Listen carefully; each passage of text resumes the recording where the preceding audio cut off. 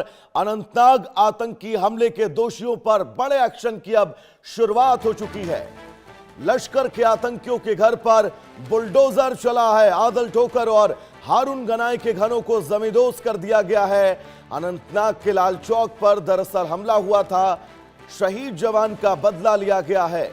1000 से ज्यादा आतंकियों के मददगार भी गिरफ्तार किए गए हैं और यह बुलडोजर एक्शन इस बात की तस्दीक है कि अगर आप आतंकवाद का समर्थन करेंगे, आप अपने हाथों में इस देश के सुरक्षा बलों के लिए बंदूकें उठा लेंगे, तो आपका अंजाम कुछ ऐसे ही होगा।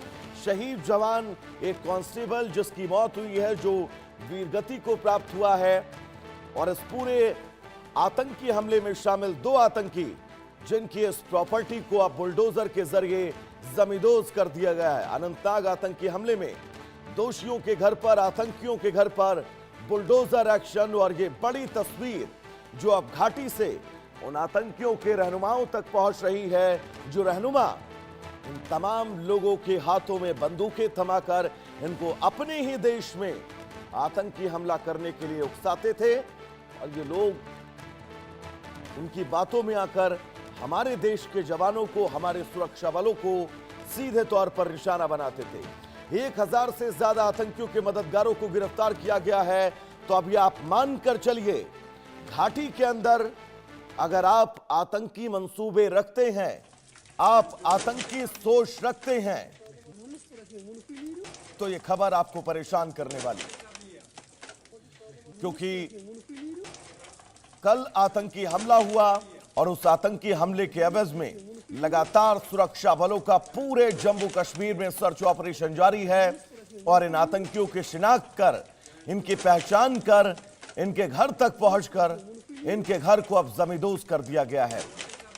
आशिक मीर हमारे साथ जुड़े हुए हैं तमाम जरूरी अपडेट्स के साथ। आशिक मीर, ये बहुत बड़ी ड्राइव है, क्योंकि 1000 संदिग्ध ऐसे हैं जिनको हिरासत में लिया गया है, पूछताछ की जा रही है, और यह तस्वीर बुलडोजर एक्शन की, पूरे घर को जमींदोज कर दिया गया है। अपडेट्स क्या है बताइएगा। देखिए वैभव, बिल्कुल कल जिस तरह से अनंतनाग के लाल चौक में आतंकी घटना हुई, उसमें एक पुलिसकर्मी शहीद हुआ, और उसके बाद जो है अब लगातार एक्शन मोड पर सुरक्षा बल है और लगातार छानबीन जो है चल रही है।